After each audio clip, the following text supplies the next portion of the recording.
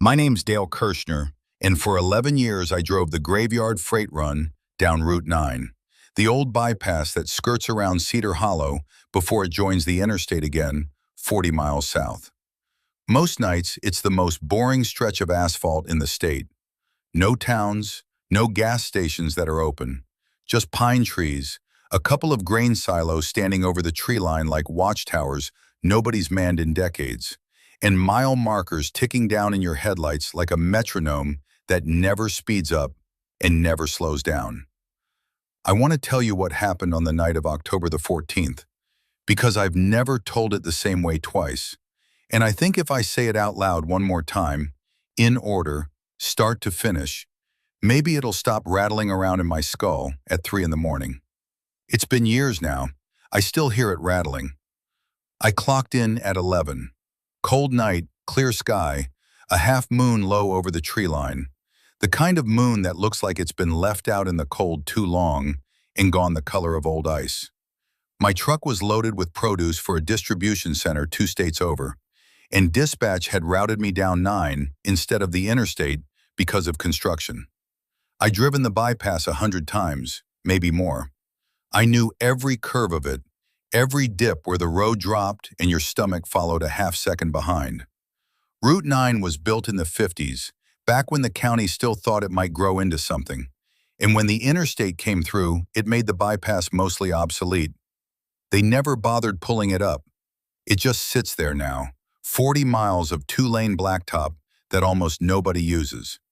No cell towers along most of it, no diners, no motels, just road, trees, and the sound of your own engine keeping you company for 40 miles at a stretch. I got into trucking the way a lot of people do, sideways, not really meaning to. There's a rhythm to the graveyard shift that gets into you after enough years of it, a kind of solitude that starts out feeling lonely and ends up feeling like the only peace you can trust. I mention this because I want you to understand that a man like me doesn't spook easy. I'd seen deer freeze in my high beams, seen fog roll in so thick I had to crawl at 15 miles an hour, seen a tornado touch down 2 counties over. None of it ever once made me consider that the road itself might be the thing to be afraid of. Around midnight, I passed the sign that says, Cedar Hollow Bypass, no services next 40 miles. And that's when I switched on the CB, more for company than because I needed to say anything. That night, the channel was quiet, real quiet. The kind of quiet where you catch yourself turning the volume up just to make sure the radio's still on. I want you to remember mile marker 214. I passed it at 12:04 by my dash clock. There's a bent guardrail there, silver scrape marks on it from some accident before my time. 22 minutes later, at 12:26, I passed mile marker 214 again. Same bent guardrail, same silver scrape marks catching my high beams the exact same way, at the exact same angle, like a photograph somebody had slipped back into my windshield. Anybody out there on 9? This is Frank, Unit 406. Anybody copy? I grabbed the mic so fast I nearly dropped it into the footwell. Copy, Frank. This is Dale. I'm on 9 northbound. What's your 20? There was a pause just a hair too long. I don't know, Frank said finally. That's the thing. I don't know anymore. The Cedar Hollow bypass in particular had always felt, if anything, like the safest stretch I drove, precisely because nothing ever happened on it. 40 miles with no intersections to speak of, no local traffic merging in from side roads, no deer crossings marked more than the usual amount. Nothing but a long, straight ribbon of asphalt through pine forest that had probably looked exactly the same in 1962 as it did the night I'm telling you about. I used to look forward to it on nights I got routed that way. The particular boredom of it, the chance to let my mind wander over 40 uneventful miles before the world woke back up again past the county line. I think that's part of why what happened hit me as hard as it did. Not just the wrongness of it, but the fact that it happened on the one stretch of road I would have sworn, out of every mile I'd ever driven, held no surprises left in it at all. Around midnight, I passed the sign that says, Cedar Hollow bypass. No services next 40 miles. Faded to a dull, reflective gray from decades of headlights hitting it. And that's when I always used to switch on the CB, more for the company of other voices than because I needed to say anything. Most nights it's just truckers griping about way stations, or somebody's wife nagging them home, or long stretches of static with nobody on the other end at all, which I'd gotten used to and even come to like. The particular hush of an open channel with nothing on it, like a room where somebody just left. That night the channel was quiet, real quiet. The kind of quiet where you catch yourself turning the volume up just to make sure the radio's still on, twisting the knob past where you need it, listening for the faint hiss that tells you the thing's still alive, even if nobody's talking on it. I want you to remember mile marker 214. I passed it at 12:04 by my dash clock. There's a bent guardrail there, has been for years, silver scrape marks on it from some accident before my time. The metal folded inward at an angle that always struck me as almost polite, like it had bowed instead of buckled. I remember thinking, there's old bent rail, right on schedule, the way you think about any landmark you've passed 100 times, without really thinking about it at all. 22 minutes later, at 12:26, I passed mile marker 214 again.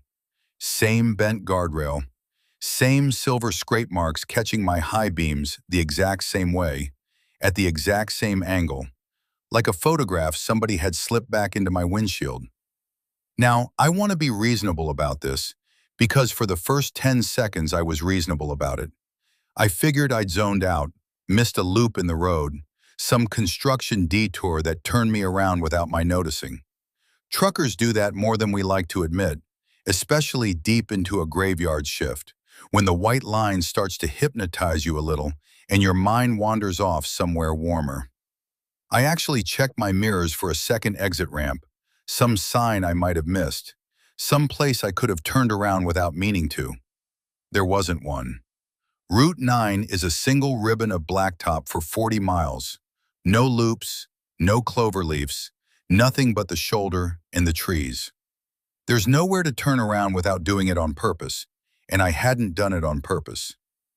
I kept driving. What else do? You keep driving.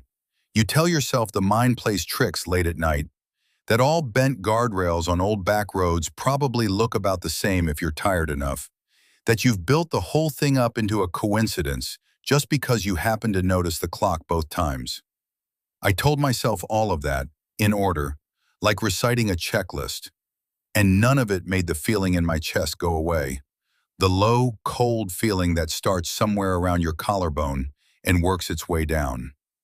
At 12:31, the CB crackled, and a voice came through so sudden and so close that I about put my elbow through the window. Anybody out there on 9? This is Frank, Unit 406. Anybody copy? I grabbed the mic so fast I nearly dropped it into the footwell. Copy, Frank. This is Dale. I'm on 9 northbound. What's your 20? There was a pause just a hair too long, long enough that I checked my own signal light to see if it had cut out. I don't know, Frank said finally. That's the thing. I don't know anymore. Part 2. Frank's story. Frank's voice had the particular thinness of a man trying to sound calmer than he is. That flattened, careful tone people use when they're rationing out their own fear so it doesn't spill over into the person they're talking to. I want to tell you what he told me, as close to word for word as I can remember it, because at the time I thought he was losing his mind, and by the end of my night I understood he wasn't. Not even a little. He'd been running the bypass for about 3 years, he said, nowhere near as long as me, and he'd never had trouble on it before last week. He drove it twice a week, sometimes 3 times, hauling parts for an auto plant, and he said the thing about Route 9 that had always suited him was exactly the thing that was killing him now. Nobody ever bothers you out there. No traffic, no cops, no reason to stay sharp the way you have to on the interstate. He said he used to look forward to it, the emptiness of it, until last Tuesday night. Last Tuesday night, he said, he'd picked up a hitchhiker. Now, nobody hitchhikes on Route 9. There's nothing out there to hitchhike toward. No town within walking distance in either direction. Nothing but 40 miles of trees. But there she was, he said, standing on the shoulder around mile marker 190. No car in sight, no house for 20 miles in any direction. Wearing a light jacket on a night cold enough that Frank had his heater running full blast. The kind of cold that puts a person's breath out in front of them in a solid white cloud. She wasn't shivering. He noticed that even before he stopped. That she stood there in that thin jacket, arms at her sides, not hugging herself the way anybody would in that kind of cold, not stamping her feet, not doing anything a cold person does, just standing. He said he almost didn't stop. Something about her stance bothered him before he could even say what it was. Standing too straight, like she was posing for a photograph instead of waiting for a ride. Feet together, chin level, a posture nobody holds naturally while waiting on the side of a dark road at 1 in the morning. But it was cold, and he wasn't going to leave a woman alone on an empty road at that hour. So he pulled over, telling himself the bad feeling in his gut was just tiredness and imagination working together the way they do late at night. She got in without saying where she was headed, just said, "Thank you for stopping," in a voice that Frank described as sounding like she was reading the words off a card rather than actually saying them. Evenly spaced, no rise or fall to it, like a recording played back at the correct speed, but through the wrong kind of speaker. He asked where she needed to go. She said, "Wherever you're going is fine," and folded her hands in her lap and looked straight ahead through the windshield instead of at him, and didn't say anything else. He drove another 10 miles with her sitting silent in the passenger seat, hands folded, and it started to bother him enough that he glanced over more than he probably should have while doing 60 on a dark road. Every time he looked, she was in the exact same position, hands folded, eyes forward. Not one muscle different, not a blink he ever caught, not the small shifting a body does even when it's trying to sit still. He said after the fourth or fifth glance, he started timing his breathing to hers, trying to catch her breathe in or out, and he never once managed it. He couldn't say for certain she was breathing at all, and once that thought got into his head, he couldn't get it back out. Around mile marker 200, he said, he made some comment about the cold snap they'd been having. Just small talk to break the silence, more for his own nerves than because he cared to hear her answer, and she turned her head toward him. Slow, he said, like a machine turning, not like a person. A smooth, continuous rotation with none of the small corrections a human neck makes, and said, "You should let me out here." There's no shoulder wide enough to stop safely at mile 200, just a narrow gravel strip and then the drop into the ditch. Frank told her that. She said it again, exact same words, exact same flat tone, like a recording looping back to its start. "You should let me out here." So he slowed down, hazard lights on, easing the rig toward what shoulder there was. And as the truck rolled to a stop, she was already gone from the seat. Not opened the door and stepped out gone. Just gone. He said the door hadn't even unlatched. The seatbelt was still buckled, empty, resting against the seat back like nothing had ever been in it. The shoulder strap hanging in the exact loose curve it makes when nobody's wearing it. No imprint, no warmth on the seat when he laid his hand flat on it a minute later out of some need to check. Some hope that his hand would come back warm and prove he hadn't imagined the whole ride. He said he sat there for 11 minutes before he could make himself put the truck back in gear. Hazards ticking, engine idling, both hands on the wheel just holding on to something solid. And when he finally checked his GPS to make sure he hadn't drifted into oncoming traffic during those 11 minutes, the little blue dot on the map wasn't moving. Not stopped in idling, not moving. Not on any road, not moving. His truck, according to the satellite, wasn't anywhere at all. No road under the dot, no dot on any road, just a spinning icon that never resolved into a position, like the system itself couldn't decide where to put him. "I didn't tell dispatch," Frank said to me, over the CB. his voice dropping lower like he was afraid of being overheard by something besides me. Who'd believe me? But I've been running it every night since because I got bills same as anybody. And Dale, I gotta tell you something, and I need you to not think I've lost it. Go ahead, I said. My hands were sweating on the wheel by then, sweating in a cold cab, which is its own kind of wrong. I've passed mile marker 214 twice tonight. Same guardrail both times. Same silver scrapes. I told him I had too. 3 times now, though I hadn't said the third one out loud yet. Hadn't wanted to make it real by saying it. Neither of us said anything for a long moment. Just the hush of the open channel between us, thinner and more brittle sounding than it should have been. Then Frank said very quietly, almost gently, like he was breaking bad news to a friend, "I don't think we're going the way we think we're going." And the radio went to static, hard, a wall of white noise loud enough that I had to snatch the volume knob down to 0 before it split my skull. I keyed the mic. "Frank? Frank, you there? Unit 406, copy?" Nothing, just the low hush of an open, empty channel. And somewhere underneath the hush, so faint I told myself for years afterward that I'd imagined it, something that might have been a woman's voice saying, "Thank you for stopping," over and over, getting further away each time like it was being pulled down a long hallway. Part 3. The gauge. I'm not ashamed to say my hands weren't steady after that. I checked my own GPS the way Frank said he had, and the map was frozen too. My truck's little icon sitting stationary on a stretch of gray road, not updating, while outside my windshield the actual world kept sliding by at 62 miles an hour. Trees. A fence line I didn't remember from any of my 100 previous runs down this bypass. Another mile marker, and I didn't even want to look at the number on it, and made myself look anyway. And it wasn't 214, it was a marker I didn't recognize at all. A number that made no sense given how far I should have traveled since the last one I'd clocked. My phone had no signal, not low signal, no bars, no little SOS indicator, nothing.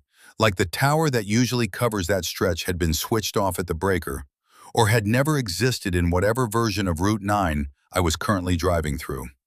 I tried restarting it anyway, out of habit more than hope, and watched the little wheel spin uselessly against a black screen that wouldn't even show me the time. And here's the detail that I keep coming back to, the one that made this feel less like getting lost and more like something with a shape and a will behind it. My fuel gauge, which had read a little over half a tank when I left the yard, was reading full. Not slowly climbing, not a stuck needle vibrating around one spot the way a bad sensor does when it's failing. Full, pinned to the peg like I just topped it off at a pump that didn't exist, on a road with no gas stations for 40 miles, at a time when I hadn't stopped anywhere at all. I actually reached over and tapped the glass over the gauge, an old habit from an older truck, as if that would shake the needle back to where it belonged. It didn't move. I tried for a while to talk myself into an ordinary explanation, the way I imagine anybody would. Maybe the gauge had shorted out from the cold, some loose wire jostled by a pothole. Nothing more sinister than bad electrics on a truck that had 140,000 miles on it and had earned the right to act up once in a while. Maybe the GPS was just slow to update, a dead zone in the satellite coverage that happened to line up unluckily with the exact minute I needed it most. Maybe I'd simply lost track of the mile markers, the way a tired mind loses track of anything repetitive, and the guardrail I kept seeing wasn't the same guardrail at all. Just 2 guardrails that happened to look alike on a road the county probably built to the same specifications for 40 consecutive miles. I ran through every one of these explanations out loud, actually said them into the empty cab in my own voice, because hearing them said out loud in my own voice was the only way I could test whether they held any water. And every single one of them cracked apart the second I said it next to the fact of Frank's empty, still buckled seatbelt, or the particular way his voice had thinned out right before the static took him. I want to be honest with you. I thought about pulling over right there and waiting for daylight. I really did. My foot actually eased off the gas for a second, enough that the engine note dropped and the cab went a little quieter. Quiet enough that I could hear the tires on the asphalt, and, underneath that, something I couldn't place, a low tone at the very edge of hearing, like a radio station bleeding through from a frequency I wasn't tuned to. But there's something about being alone on a dark road that makes stopping feel more dangerous than driving does, even when you can't explain why. Some animal part of the brain insisting that if you keep the wheels turning, whatever's out there hasn't caught up to you yet, and if you stop, it will. So I kept my foot on the gas and my eyes on the yellow line, and I tried the CB one more time. Anybody on 9, this is Dale, Unit 212. I lost contact with another driver a few minutes back. If anybody's out there, please respond. I said it twice, my own voice sounding strange to me in the cab. Too loud, too much like the only real thing left in the truck. On the second try, the static thinned. Not cut out entirely, just thinned, the way fog thins when the sun starts to get at it. And a new voice came through. Older, a woman, gravel in it from decades of cigarettes or decades of nights just like this one. A voice that had the particular steadiness of somebody who has been frightened so many times already that fear doesn't rattle her the way it does the rest of us anymore. I hear you, 212. Name's Marisol. I've been on this road longer than you have, I'd bet. And I'll tell you plain, whatever happened to your friend Frank, it's happened before. It happened to me. Part 4. Marisol's story. Marisol didn't waste time getting to it, and I was grateful for that, because by then every second of silence felt like it was being watched by something patient enough to wait as long as it took. 9 years back, she said, she'd been running the exact same bypass on a night not so different from this one. Clear, cold, quiet, when she noticed a set of headlights come up behind her out of nowhere. Not gradually catching up the way traffic normally does on a straight stretch of road, growing from pinpricks to full beams over the better part of a mile. 1 second her mirrors were empty road, black and reflectorless, and the next there were 2 white lights sitting steady in her rear view, matching her speed exactly, as though they'd simply switched on already in position, already matched to her, with no approach at all. She sped up. The lights stayed the same distance back, not falling away the way a slower vehicle would, not gaining the way a faster one would either. She slowed down. Same thing. The gap between her and whatever was behind her never changed by so much as a car length, like it was tied to her by an invisible rope exactly the length of 1 truck's worth of road. She said she tried every trick a driver tries in that situation. Hard brake, quick acceleration, drifting toward the center line and back to see if the thing behind her would react to the movement at all. Nothing changed the distance, not once. After a few miles of this, unnerved enough that her hands had gone slick on the wheel, she pulled her rig onto the widest shoulder she could find and let the vehicle behind her pass, wanting a look at it, wanting it in front of her instead of at her back where she couldn't watch it. But it didn't pass. It slowed exactly when she slowed and stopped exactly when she stopped, sitting there in the dark behind her with its 2 headlights burning steady, not one bit of engine noise reaching her, not one gust of wind off its passing, nothing at all except the light, hanging there in her mirror like something painted on the glass instead of reflected in it. She said she finally got out of her cab, and she told me she still doesn't know why, given how much more sense it would have made to just drive off, and walked back along the shoulder toward those headlights, gravel crunching under her boots, the only sound in the world, her own breath the only proof she was still a living thing out there. And when she got close enough to make out the shape of the vehicle behind the glare, close enough that in any normal circumstance she'd have been able to read a license plate, make out a grill, anything, she realized the headlights weren't casting any light onto the road at all. 2 bright points burning in the dark, and the asphalt beneath them was just as black as everywhere else. No pool of light spilling forward the way headlights always throw one. No beam, no glow, no truck that she could ever make out, no matter how close she got. Just those two lights floating at the exact height a truck's headlights would sit. Watching her walk toward them, the way a cat watches something it hasn't decided whether to chase yet.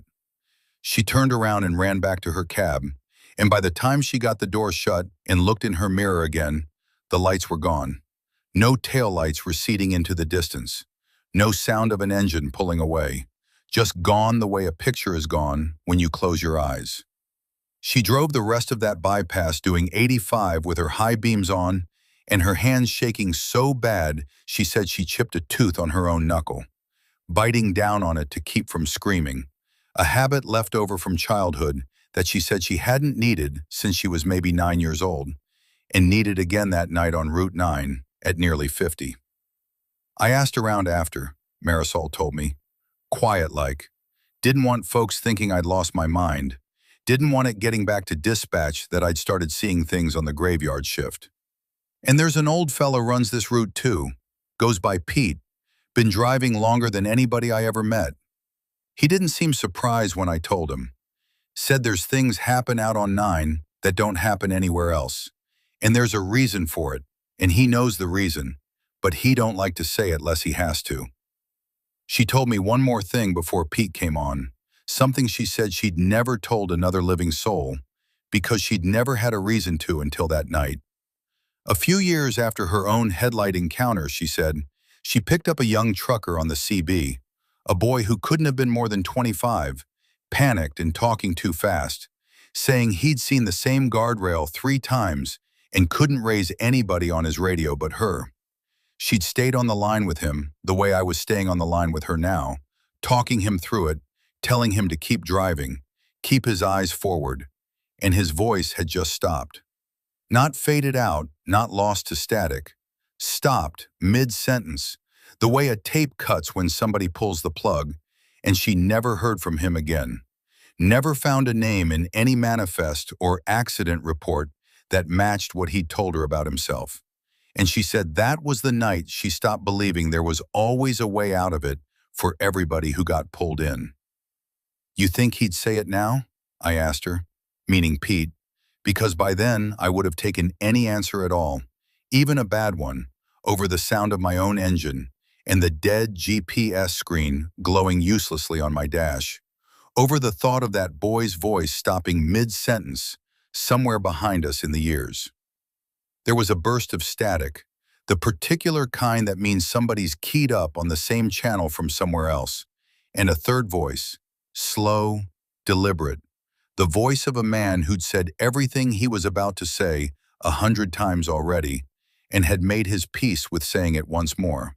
Cut in. I'll say it, the voice said. This is Pete. I've been listening a while now, longer than you know. Both of you keep driving. Don't stop your trucks for anybody or anything between here and the county line, no matter what you see standing on the shoulder, no matter what you hear asking you to slow down. I'm going to tell you why. But first, there's somebody else on this channel tonight who needs to hear it same as you. And I want him to hear it while there's still time for it to do him any good. Part 5. A.R.E.A. That's when the fourth voice came through, and it was the worst one of the night, because unlike Frank, unlike Marisol, this one was happening right then, in real time, right alongside me, not a story being told about something already survived. Somebody copy, this is A.R.E.A.'s Unit 111.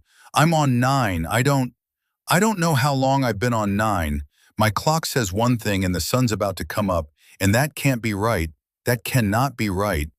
His voice had a wet, ragged edge to it that Frank's hadn't had, that Marisol's certainly didn't have. Frank had sounded like a man rationing his fear. A.R.E.A.'s sounded like a man who'd already spent his ration and was working on credit. I keyed up fast.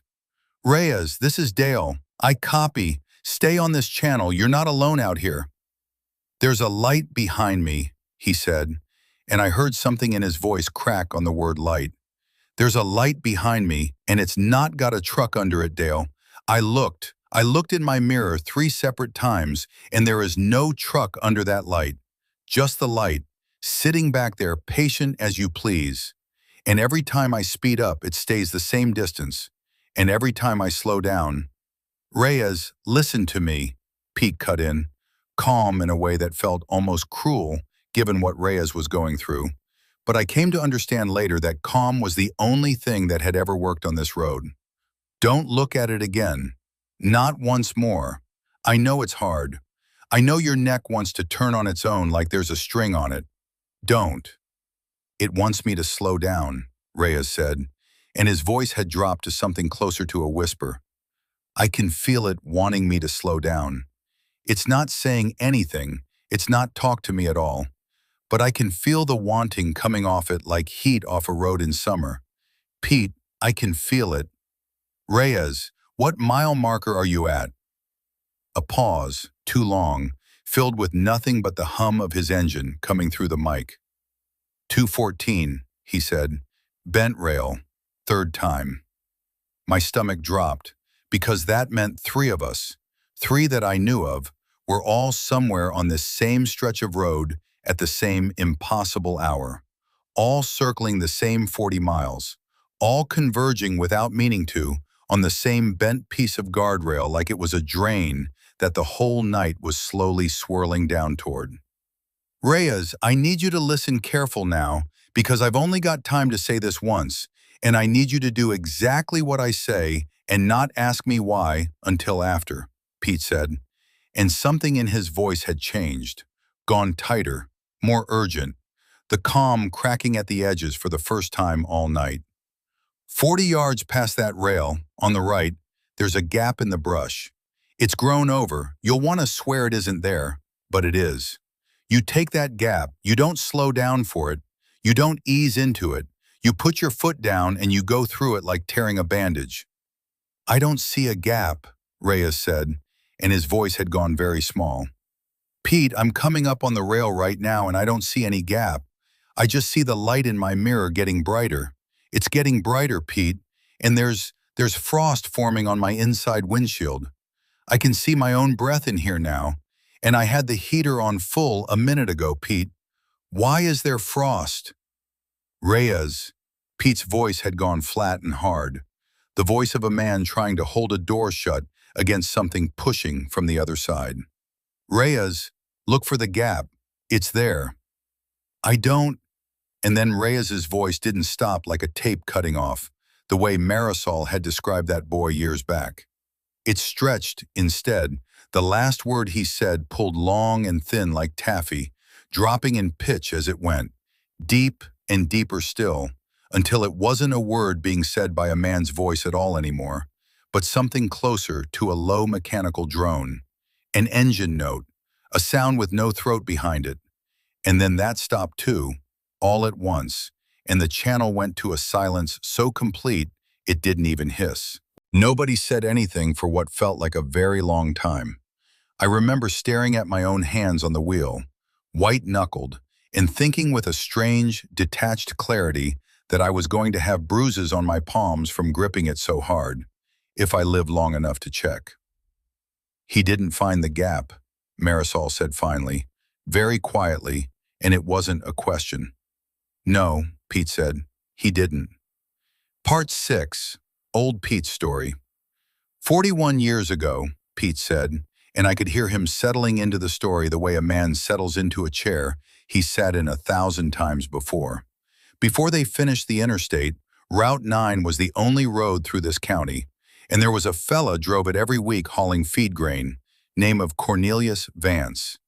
Everybody called him Corny on account of the load he carried and because he never once complained about anything in his life. Not the weather, not the pay, not the hours. Steadiest driver this county ever had. Married man, 2 kids, a boy and a girl, and a wife named Ruth who used to leave the porch light on for him every single night he was due back. Rain or shine, whether he was an hour early or 3 hours late. Because Corny liked to say a lit porch was the only thing that ever told him for certain he was home, and not just somewhere that looked like it.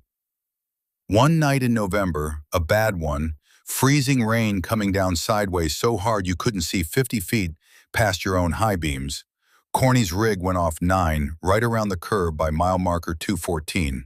Yeah, that one. The one with the bent rail. Except back then it wasn't bent yet. It was Corny's truck that bent it. First time that guardrail ever had cause to earn its keep.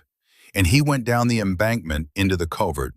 And by the time anybody found the wreck the next morning, there wasn't a body in that cab.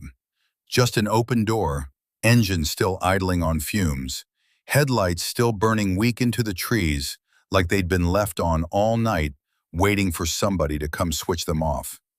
Man was never found. Not that week, not that year, not ever.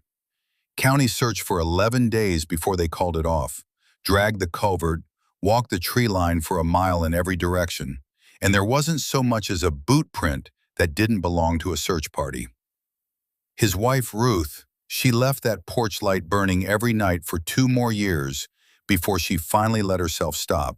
And I always thought that was the saddest part of the whole thing, sadder even than the crash, that a woman kept a light on for 2 years for a man everybody else had already buried in their minds, because some part of her understood, better than any of the rest of us did back then, that wherever Corny had gone, he hadn't stopped trying to get back to that light. Now, the county line was different back then, before the redistricting in the 60s folded 3 counties into 2, and the exit that used to sit at mile marker 240, the one that would have taken Corny home to his family that night, the exit his whole route was built around, the one he'd taken 10,000 times without thinking twice about it, got shut down not 2 months after his accident. Some budget thing. Road department consolidating exits to save on maintenance. Nothing to do with him at all. Just bad timing. The kind of bureaucratic nothing decision that ends up meaning everything to somebody. They tore up the ramp, planted it over, and within 5 years you'd never have known an exit had ever been there at all, unless you already knew where to look. But here's what the old-timers used to say, the ones who drove this road back when I was young and green and just starting out, still scared of my own shadow on a night shift. They said Corny Vance never did stop looking for that exit. Said some nights if you were driving 9 alone, you'd notice the road folding back on itself, showing you the same landmark twice, 3 times, 4 if you were unlucky enough, like somebody was searching for a turnoff that used to be there and wasn't there anymore, and dragging your truck along on the search with him because he can't tell the difference anymore between his own headlights and yours, his own radio and yours, his own road and yours. 41 years is a long time to keep looking for the same off-ramp. Long enough, I think, that a man forgets he's not the only one out there anymore. Long enough that the looking becomes the only thing left of him. That hitchhiker your friend Frank picked up? I'd bet you a week's pay that wasn't the first driver she's ridden with, and won't be the last, and she isn't looking for a ride to anywhere in particular. Best as I've ever been able to work out, over 30 years of thinking on it, she's some part of that same November night, worn down smooth by all the years like a stone in a river, and she's looking for someone to ask the question Corny never got to ask anybody that night in the rain. Which way is home? And once somebody answers her, once somebody points which way, even by accident, even out of politeness, even just to be rid of her, that's the driver who takes her place asking it the next time. That's what I believe anyhow, and I've believed it for 30 years, and I've never once seen a reason to believe different. And tonight I've seen a reason to believe it harder than ever. Those headlights that don't cast a light, the ones that followed Marisol, the ones that just took Reyes, that's Corny's truck, best as anybody can figure, still idling in a ditch that doesn't exist anymore in the world you and I drive in, but exists plenty in his, still running on whatever kind of fuel a thing like that runs on after 41 years. He's not hunting you, not the way a man hunts a deer. He's not evil, if evil's even a word that applies to a man 41 years lost and looking for the same porch light his whole world used to be built around. He's just looking for mile marker 240 and the exit that would take him home to Ruth and those 2 kids, who are themselves old now, older than Corny ever got to be, and some nights when the moon's wrong and the road's quiet enough, he pulls other trucks into his search without meaning to, the way a drowning man pulls down whoever swims out to grab him, Not out of malice, just out of the simple physics of a thing that's forgotten how to let go. I lost a boy tonight who I'd talked through this same gap successfully once before, 4 years back, which tells you something I don't like thinking about, that it doesn't always work twice for the same man, that the road maybe remembers who's slipped through its fingers before and holds on tighter the second time. That's Reyes. That's the fifth one I've lost in 30 years of doing this, and every single time it happens, I ask myself if I said it wrong, if there was some word I could have chosen better, and every single time I come up with nothing, because the gap was there, same as always, and he just didn't find it in time. The only way off this road once it's got you looping is to stop looking for an exit that makes sense and find the one that doesn't. There's an old fire road at mile marker 214, not the bent rail, past it, maybe 40 yards on the right, grown over with brush so thick you'd miss it doing 40 in daylight, let alone at night with your nerves shot to pieces. It isn't on any map because it was never a real road, just a logging cut the county used decades back to haul timber before the mill closed. Abandoned and grown over long before Corny ever went off that curve. It doesn't go anywhere on GPS. That's exactly why it works. Corny doesn't know it's there because in his year, in his November, it wasn't cut yet. It came later, after his accident, after the search parties trampled half that hillside looking for him and left a scar in the brush that eventually became a road of its own. You want out of this loop, both of you. You watch for a gap in the brush past that bent rail, and you take it, even though every instinct in your body is going to tell you that driving a fully loaded rig into a wall of undergrowth in the pitch dark is the stupidest thing you could possibly do. Part 7. The Approach. I've walked drivers through it 4 times now over the years, not counting tonight, Pete went on, and I could hear in his voice that he was bracing himself to say the next part. Lost one, back in '09, boy named Sanchez who panicked and swung his wheel the wrong way at the last second and went into the guardrail instead of the brush, because in that last half second, his body just couldn't make itself believe the trees were the safer choice. And if either of you asks around, you won't find a Sanchez on any manifest, any payroll, anywhere, because the county quietly buried that particular file. Same as they buried Corny's, same as, I'd wager, they're going to quietly bury whatever happened to Reyes tonight, one way or the other, because that's what this county does with things it can't explain and doesn't want asked about. So here's what I need from both of you, and I need it exact, because exact is the only thing that's ever worked. Dale, you said you're headed for mile 214 again, coming up on it a third time. When you get there, don't slow down for the guardrail. Look past it, 40 yards on, for the gap. Marisol, you keep talking to him on this channel the whole way, every second, because the one thing I know for certain, after 30 years and 5 names I wish I didn't have to remember, is that this works better if a voice stays with a man the whole way through. Corny's road gets quieter and quieter as you get close to his exit, like it's trying to make you feel alone enough to stop and ask him for directions instead, because a driver alone with his own thoughts for long enough will eventually ask anybody anything, just to break the silence. Don't stop. Don't ask him anything.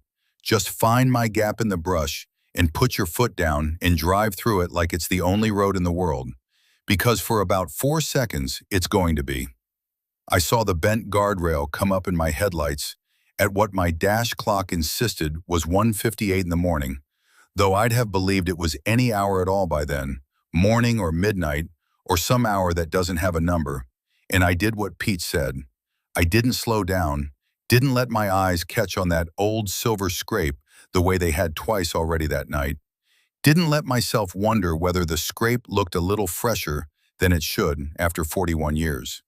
I looked past it, into the dark tangle of brush along the shoulder, hunting for a gap that a sane part of my brain kept insisting couldn't possibly be there. Not on a road I'd driven 100 times. Not without me ever once noticing it in 11 years of runs down this exact bypass. Marisol's voice stayed with me the whole way, low and steady, telling me about nothing much. Her granddaughter's birthday coming up, a diner outside Tulsa with good pie, the trouble she'd been having with a knee that never healed right after a bad fall on some icy loading dock a decade back. Anything at all to keep a human voice pouring into that cab. And I want to tell you that's the thing I remember most clearly through everything else. Stranger than the headlights, stranger than the hitchhiker, stranger than the road folding in on itself, stranger even than the sound Reyes's voice made at the end. How much that ordinary chatter about pie and birthdays and a bad knee felt like the only solid thing left in the world. The last thread of an ordinary Tuesday still holding on inside all that impossible dark. For one terrible second, as the guardrail flashed past my window, I thought I saw something standing just beyond it, out at the edge of my headlights where the brush started. A shape, upright, still, the wrong kind of still, and my hands twitched on the wheel toward it before I caught myself and wrenched my eyes back to the tree line where Pete had told me to look. And I will never know, to this day, whether that shape was a fence post or a trick of shadow or something with a porch light of its own it was still looking for. The gap in the brush came up faster than I expected. A black seam in the tree line just past the guardrail, exactly 40 yards, exactly like Pete said. A darkness slightly deeper than the darkness around it, if you knew to look for the difference. And every instinct in my hands wanted to correct the wheel away from it, because driving a loaded rig off a paved highway into what looked for all the world like solid trees is not a thing any sane trucker does. Not for any reason. Not on the word of a stranger's voice on a CB radio in the middle of the night. But I'd stopped trusting sane a while back. Somewhere around the second time I'd passed that guardrail, and I turned the wheel toward the gap instead. Marisol's voice still going, still talking about pie, and I remember thinking with a strange, clear calm that if this was wrong, if Pete was wrong, or lying, or as lost as the rest of us, at least I'd go into the trees at speed instead of standing still on that road, waiting for a light with no truck under it to catch up to me. There was a jolt, branches screaming along both sides of the cab, loud enough to drown out even Marisol's voice. 4, maybe 5 seconds of pure noise and dark, and the certainty that I just wrecked my rig and possibly my life on a decision made from a stranger's voice on a CB radio. My whole body braced for the world to stop making sense entirely, and then the noise stopped, and I was on pavement again. Ordinary pavement, streetlights up ahead, a gas station sign glowing green against the dark, the most beautiful, ugly, fluorescent green I have ever seen in my life. And my phone buzzed once, twice, 3 times in the cup holder as 5 hours worth of missed messages came flooding in all at once. And my dash clock read 1:59, 1 minute later than when I'd gone into the brush, though somehow the eastern sky already had that first gray edge of morning creeping into it. Light that had no business being there yet if only 1 minute had actually passed. I sat in that gas station parking lot for a long time before I trusted myself to get out of the cab, both hands still locked on the wheel at 10 and 2, engine ticking as it cooled. And I did not turn the CB off, not once, not for the rest of that drive or any drive since. Part 8. What happened to A.R.E.A.'s? I want to tell you about the part that still keeps me up some nights more than any of the rest of it. And it isn't the hitchhiker, and it isn't the headlights with no truck under them. It's A.R.E.A.'s. I asked Pete, once my hands had stopped shaking enough to key the mic again, sitting there in that gas station lot with the engine off and the world outside looking almost unbearably normal.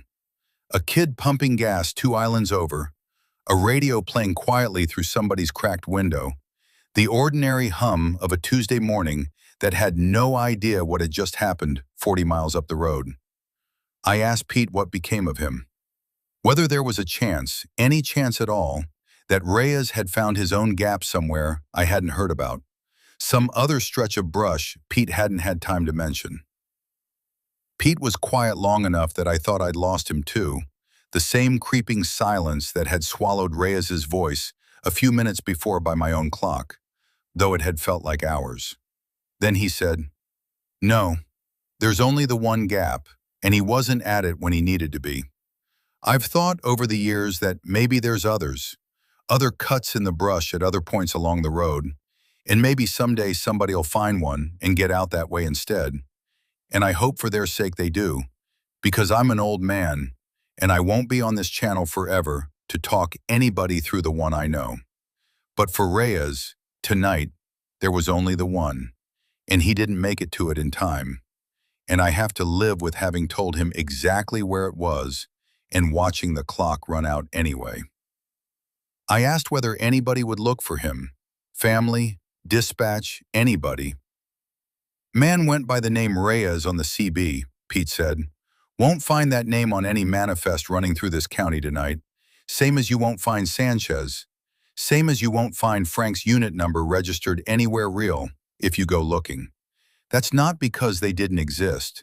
It's because the road doesn't let their names exist anymore once it's kept them.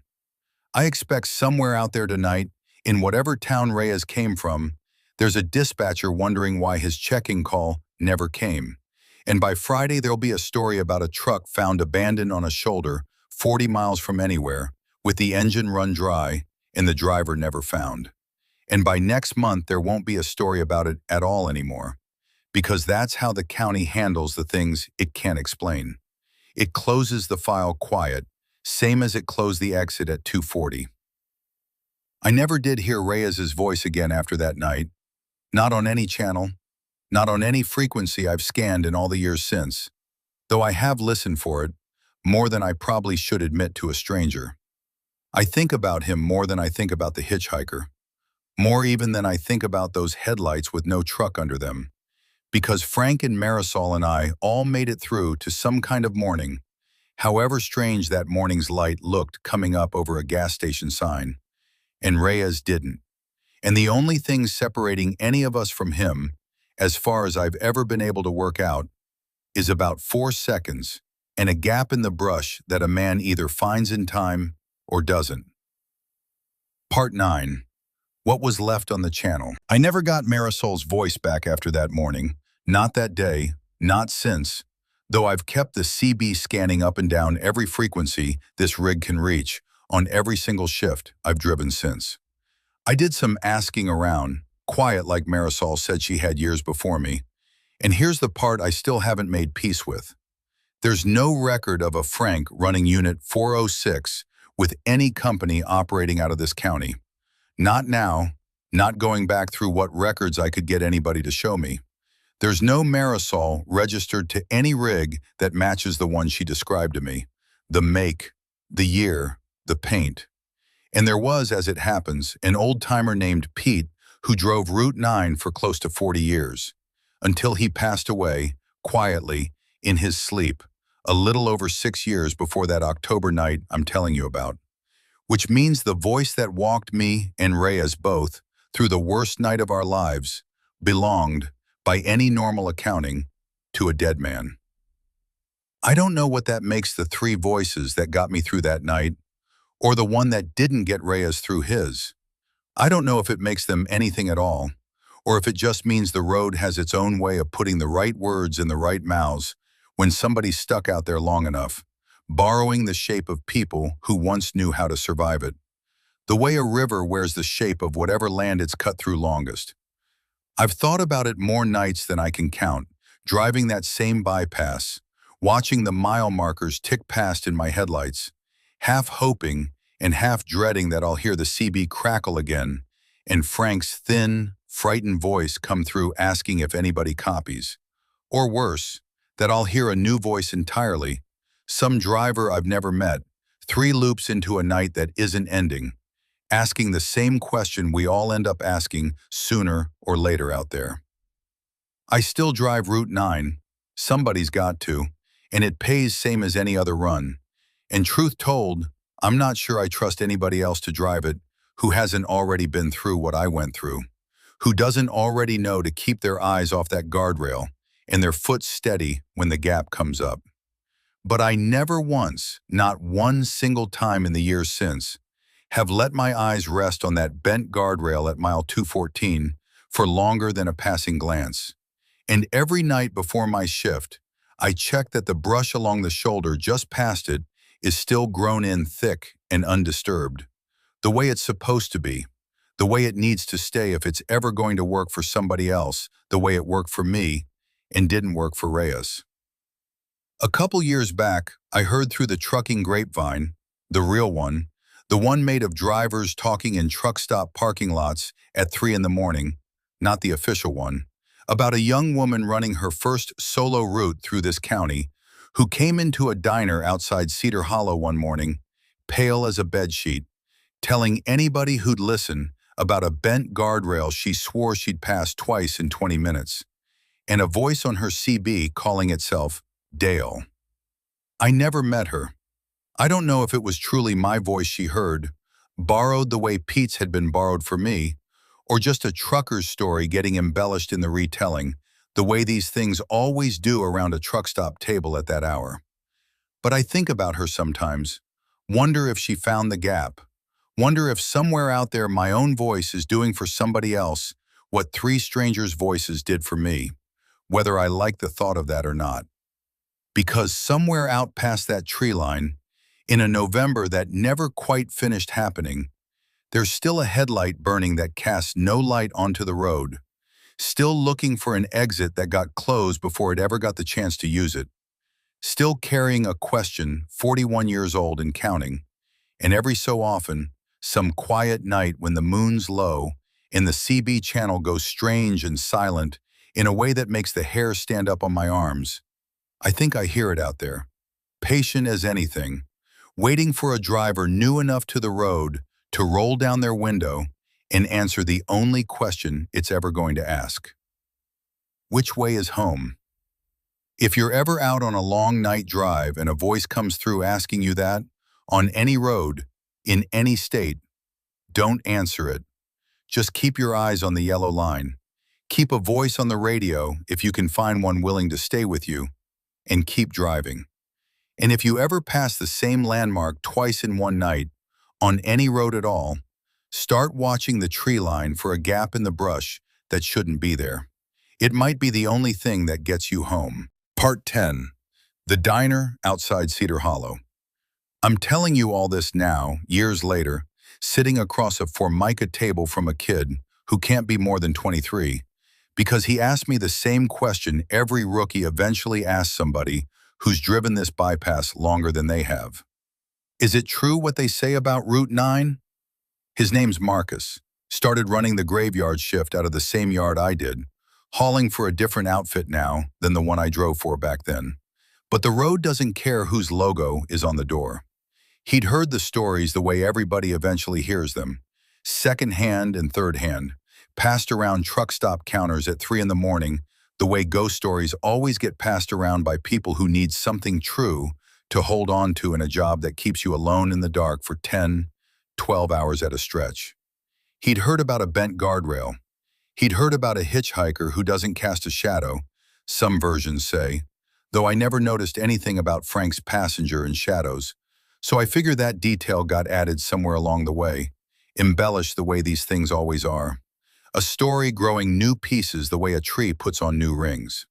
He'd heard, in the most garbled version, that there was a whole busload of truckers who vanished on 9 back in the 80s, which isn't true either, as far as I know, though I understand how a true thing gets exaggerated into a bigger, blunter shape once enough tellings have worn the original edges smooth. I told him the real version, the one I've just told you, start to finish, the way I told it to myself in my head 1,000 times before I ever said it out loud to another living soul. I told him about Frank and the hitchhiker who thanked him for stopping in a voice like a card being read. I told him about Marisol and the headlights that threw no light. I told him about Reyes, and I watched the kid's face go the particular pale color that a young man's face goes when he's hearing, for the first time, that the story he thought was a story has a body count attached to it that nobody official has ever counted. I told him about Pete and the fact that Pete had been dead 6 years before that October night, which is the detail that always lands hardest, the one that makes people go quiet and start doing arithmetic they don't want the answer to. And I told him about the gap in the brush, 40 yards past the bent rail on the right, because that's the whole reason I sat down across from this kid in the first place. The whole reason old-timers like Pete once sat down across from rookies like me.